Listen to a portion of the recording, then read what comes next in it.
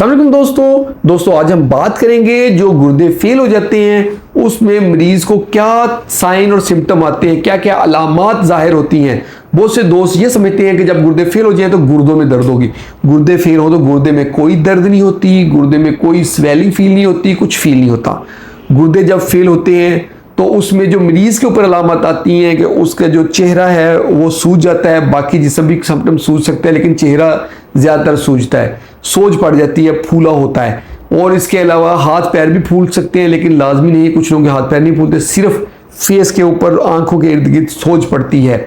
इसके अलावा उनको खारिश होती है जिस्म के ऊपर खुश्की हुई होती है। साथ साथ पेशेंट का इन लोगों का मैदा ख़राब होता है, उल्टी आती है, मतली आती है, स्टमक के प्रॉब्लम्स होते हैं, ये चीज़ें होती हैं। और हड्डियाँ कमज़ोर हो जाती हैं, हड्डियों में दर्द होती है, जनरल वीकनेस रहती है और जो नींद की कमी हो जाती है। इन लोगों का जब हम यूरिया क्रिएटिनिन करवाते हैं तो यानी कि वो ज़रूरी हो जाता है। कहने का मतलब है कि अगर किसी के गुर्दे नहीं काम कर रहे तो जो हमने टेस्ट करवाना होता है वो यूरिया और क्रिएटिनिन इंपॉर्टेंट होता है। यूरिया क्रिएटिनिन इनका बड़ा होता है। यूरिया जो अगर 50 से ऊपर चला गया, क्रिएटिनिन जो है ना 1.4 से ऊपर चला गया, इसका मतलब है गुर्दे डैमेज हो रहे हैं। और ये फौरन फिर डायलिसिस नहीं करवाना होता। अगर 10 तक क्रिएटिनिन चला जाए फिर डायलिसिस नौबत आती है, या 200 से ऊपर यूरिया चला जाए फिर डायलिसिस की नौबत आती है। उससे पहले हम मेडिसिन से ही ट्रीट करते हैं। और साथ साथ हमने जो इनके मैदे का मसला है, मैदे के लिए हमने कैप्सूल्स देने होते हैं, गोलियाँ देनी होती हैं। जो कैल्शियम की कमी हो रही होती है उसके लिए हमने कैल्शियम की गोलियाँ देनी होती है, विटामिन डी देना होता है। साथ आयरन की कमी होती है, हम सीबीसी टेस्ट करवाते हैं, उसमें एचबी कम होता है। एचबी कम हो तो हम एरेथ्रोपोइटिन एक इंजेक्शन होता है, हफ्ते 10 दिन बाद या 15 दिन बाद 4000 इंटरनेशनल यूनिट इसके एरेथ्रोपोइटिन के जिल्द के नीचे लगाने होते हैं। वो हम लगाते हैं तो पेशेंट की एचबी इंप्रूव करती है। इसके साथ साथ जो एनालॉग्स हम देते हैं जिससे यूरिया क्रिएटिनिन नॉर्मलाइज हो जाए, वो गट के लेवल पे क्रिएटिनिन को आंतों के अंदर ही क्रिएटिनिन को ले जाके वहाँ से पखाने वाले रास्ते से निकाल देता है क्रिएटिनिन, और पेशेंट का क्रिएटिनिन स्टेबल रहता है। ये भी एक बहुत इंपॉर्टेंट मेडिसिन है। तो इसके साथ साथ डाइट के ऊपर हमने मल्टीपल टाइम्स वीडियो बनाई है कि कौन कौन सी ग़िज़ाएँ नहीं खानी।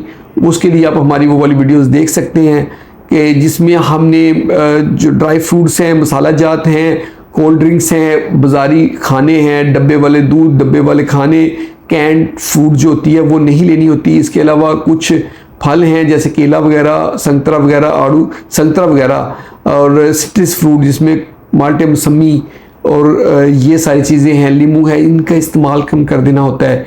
और एक हमने डिटेल वीडियो बनाई कि क्या क्या चीज़ें इसमें खानी चाहिए, वो खानी होती हैं। बाहर इस कंडीशन में आपने अपने नेफ्रोलॉजिस्ट को लाजमी चेक करवाना होता है।